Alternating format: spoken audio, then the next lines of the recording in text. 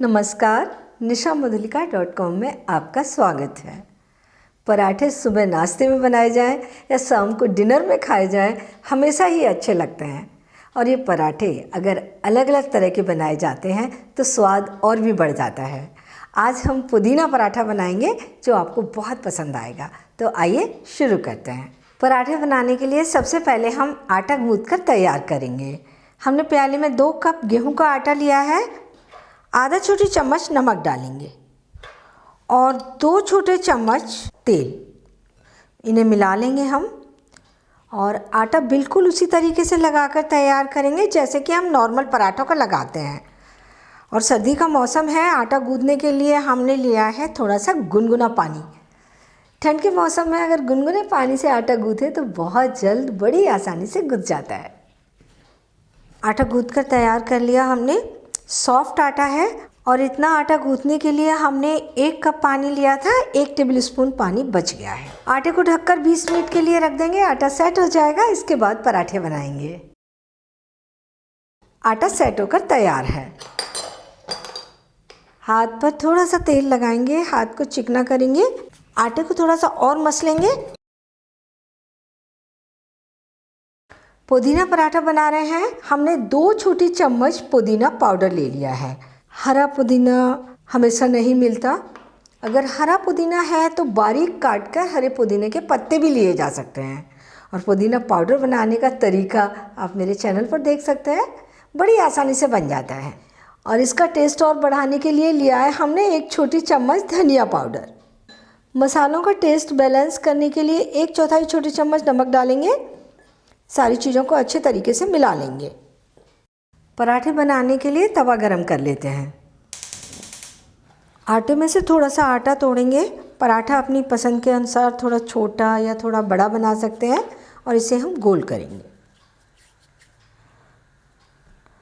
दबाकर इस तरीके से पेड़ा बना लेंगे, सूखे आटे में लपेटेंगे और अब हम इसे पतला बेलेंगे, बिल्कुल चपाती के जैसा। 10-12 इंच के व्यास में बेल लेंगे। अगर ये चिपक रहा हो तो थोड़ा सा सूखा आटा लगा लेंगे। ये पतला हमने बेल कर तैयार कर लिया। इसके ऊपर थोड़ा सा घी डालेंगे और एक जैसा चारों ओर फैला देंगे। अब हम 1 छोटी चम्मच इसके ऊपर मसाला फैलाएंगे, एक जैसा कर देंगे इसे। अब इसे फोल्ड करेंगे इस तरीके से, थोड़ा उठाएंगे और इस तरीके से फोल्ड कर देंगे। थोड़ा सा दबा लेते हैं और अब रोल करते हैं। इस छोर को हम पीछे की तरफ मोड़ देंगे। अब इसे दबाकर इस तरीके से चपटा करेंगे। सूखे आटे में लपेटेंगे और इसे गोल 7-8 इंच के व्यास में बेल लेंगे। ये पराठा हमने बेल कर तैयार कर लिया। तवा गरम हो गया है। तवे पर थोड़ा घी डालेंगे और एक जैसा फैला देंगे। पराठा सिकने के लिए डालते हैं और इसे नीचे की ओर से थोड़ा सिकने देते हैं। गैस मीडियम रखेंगे और जब तक हमारा ये पराठा सिक रहा है तब तक दूसरा पराठा इसी तरीके से बेल कर तैयार कर लेते हैं। इसे हम पलट देते हैं। नीचे से हल्का सा सिक गया है और अब दूसरी ओर भी हल्का सा सेकेंगे। पराठा दूसरी ओर भी हल्का सा सिक गया है। इस ओर थोड़ा घी डालेंगे और चारों ओर एक जैसा फैला देंगे।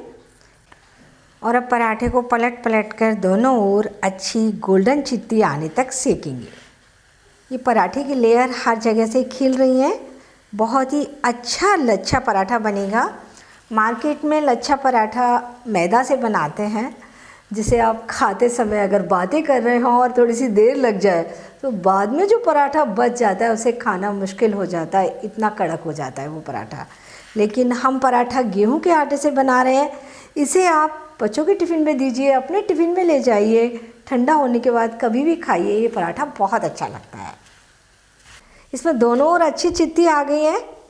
पराठा सिक गया है, उतार लेते हैं और सारे पराठे इसी तरीके से बनाएंगे।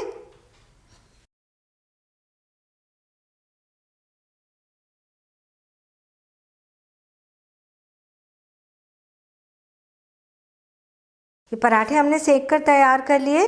इतने आटे से 4 या 5 पराठे बनाए जा सकते हैं।